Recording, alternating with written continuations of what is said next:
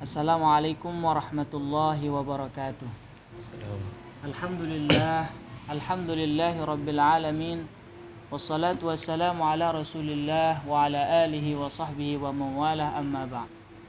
Alhamdulillah, fi hadha al-liqa wasalna ila al-hikmah al-thalithah min al-hikam al-ja'fariyah.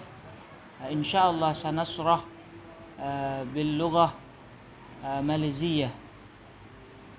شيخنا سيدي صالح الجعفري قال: يا طويل الأمل هل تستطيع أن تطيل الأجل حتى تصلح العمل؟ إذا عجزت عن تطويل أملك فكن قادرا على تقدير أملك وجاهد نفسك وقل لا حول ولا قوة إلا بالله ولا تتكاسل وتتقاعد وتقول الأمر لله. Bismillahirrahmanirrahim. Assalamualaikum warahmatullahi ta'ala wabarakatuh. Allahumma salli ala sayyidina Muhammadil Fatih lima ughliq wal khatim lima sabaq nasiril haqq bil haqq wal hadi ila siratal mustaqim wa ala alihi wasahbihi haqqa qadrihi wa miqdarihi al-azim. Kita terus dengan terjemahan dalam bahasa Melayu insya-Allah.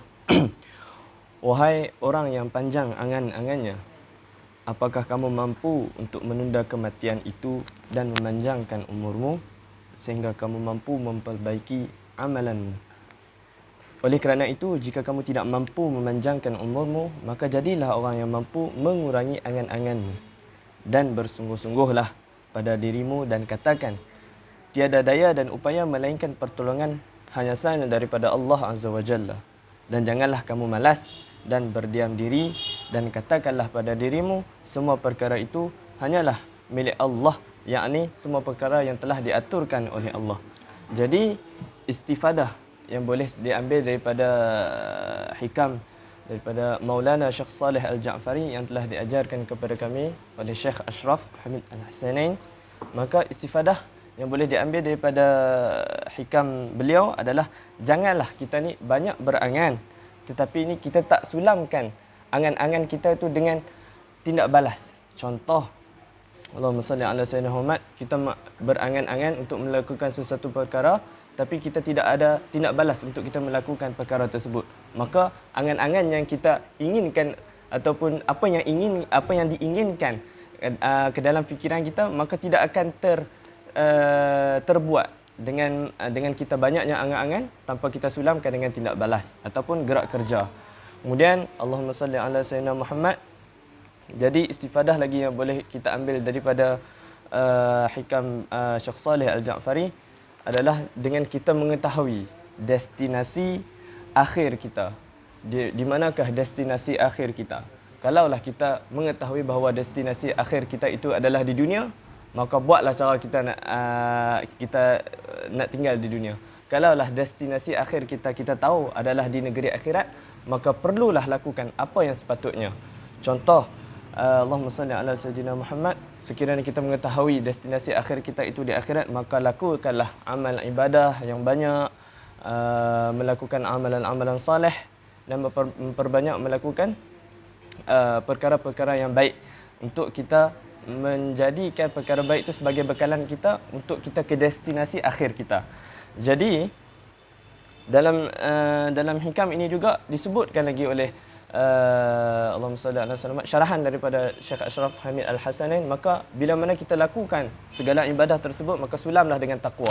Bila mana kita sulamkan dengan takwa, insya-Allah segala perbuatan yang kita lakukan itu hanya sahaja kepada Allah Azza wa Jalla. Dan takwa ini juga banyak cabangnya, tidak tertakluk kepada satu ibadah. Contohnya kita solat dan sebagainya, tapi takwa ini tertakluk pada banyak cabang. Antaranya adalah solat, zakat, perbuatan yang terpuji, sedekah, jihad dan perkara-perkara amal ibadah yang baik yang selainnya. Maka di sini diceritakan bagaimana Syekh Saleh memanggil ataupun menyeru kepada orang-orang yang banyak berangan ni. Kemudian Syekh Saleh tanyakan kepada, mampukah kita ni untuk nak menundakan kita punya ajal ni? Jadi Syekh Saleh tanya sebegitu, mampukah kita nak tunda kita punya amal?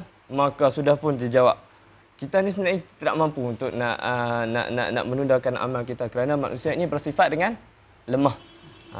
Kerana manusia ini bersifat dengan lemah. Jadi sekiranya kita tahu kita ini lemah, idza ajasta an tatwili ajalika faqun qadiran ala taqsiril amalika. Maka sekiranya kamu itu tidak mampu untuk nak menundakan amal kamu, maka kurangkan untuk kamu ni berangan-angan. Kurangkan untuk kamu ni berangan-angan.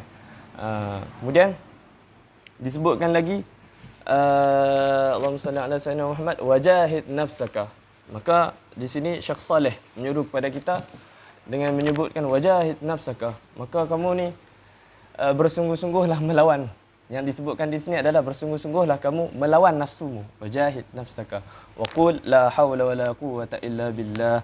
Maka di sini segala urusan yang kita lakukan, maka berbaliklah kepada Allah Azza wa Jalla. Kerana apa? Janganlah kamu meletakkan segala urusan yang kamu lakukan itu dan menyatakan bahawa diri kamu itu yang melakukan. Tapi yang sebenar-benarnya, kalau tidak atas kehendak Allah Ta'ala, maka urusan kamu tidak akan disempurnakan. Maka di sini sekiranya kita melakukan sesuatu perkara, maka berbaliklah kepada Allah, kerana Allah itu yang berkuasa dan berkehendak ke atas makhluknya. Jadi pesanan lagi untuk daripada Syekh Saleh, wala tatakasan wa tataqa'at wa taqul la amru lillah. Jadi janganlah kamu bermalas-malasan dan janganlah kamu berdiam diri dan mengatakan bahawa sekiranya kita berangan-angan itu, kemudian apa yang kita angan-angan itu tidak dapat, maka kita mengatakan bahawa ini adalah urusan Allah, ini adalah qada-qadar Allah. Maka jangan kita tersilap kat sini. Sebab semua urusan Allah yang urus dalam keadaan kita, Allahumma salli ala sayyidina Muhammad, kita hanya usaha dan tawakal. Maka Allah yang menguruskan segala urusan kita. Maka kalaulah kita ini tidak ada usaha, macam mana Allah nak kasih? Macam mana Allah nak bagi kepada kita kalau kita tidak ada usaha? Contohnya, kita imajinasikan bahawa ada sepotong kek di hadapan kita dan kita menginginkan bahawa sepotong kek itu masuk ke dalam mulut kita. Dengan cara kita ni tak buat apa-apa dan menginginkan bahawa kek itu terus masuk dalam mulut kita. Benda tak mustahil, tapi kalau difikirkan dengan logik akal, takkan masuk ke dalam mulut kita tanpa ada gerak kerja yang dilakukan. Maka di sini untuk menceritakan tentang bagaimana untuk kita nak dapatkan sepotong kek yang berada di hadapan kita, yang kita inginkan untuk dia masuk ke dalam mulut kita, mesti dibaluti dengan gerak kerja, dengan cara kita mengambil sudu dan kita ambilkan makanan tersebut lalu dimasukkan ke dalam mulut. Maka itulah yang dipanggilkan usaha, bukanlah angan semata-mata. Jadi Allahumma salli ala sayyidina Muhammad, secara ringkasnya ingin mengakhiri Allahumma salli ala sayyidina Muhammad syarahan tersebut dengan apa yang dibelajar dengan Ustaz Muhammad Nizam Al-Banjari adalah Allahumma salli ala sayyidina Muhammad, sebuah segi empat. Lihat sebuah segi empat. Di sini adalah ajal, di sini adalah ajal, di sini adalah ajal, di sini juga adalah ajal, dan di sini adalah insan. Maaf, tulisan tak berapa nak okey. Maka diri kita, manusia ini dikelilingi dengan ajal. Kerana kita tidak mampu untuk menunda ajal kita, maka manusia ini dikelilingi dengan ajal. Dan apa yang ada di tengah-tengah ajal? Maka ada manusia. Maka manusia ini sifatnya banyak sangat berangan, yang seperti macam Syekh Saleh sebutkan tadi. Maka di sini kita tengok garis panjang ini adalah angan-angan manusia sehingga melebihi kotak segi empat tersebut. Sehingga melebihi kotak segi empat tersebut yang disebut sebagai amal. Amal yakni adalah angan-angan. Angan-angan kita ni, angan-angan manusia ni sentiasa banyak tapi tidak ada gerak kerja. Tapi manusia ni dikelilingi dengan ajal. Maka dinasihatkan ataupun diajarkan kepada kami oleh Ustaz Muhammad Nizam, maka tukarkanlah amal tersebut kepada amal. Jadi perbanyakkanlah amal kita untuk kita mencari bekalan kita ke negeri sana. Maka serba sedikit syarahan daripada kami. Maka kalaulah ada tersilap ataupun sebagainya, mohon ditegur.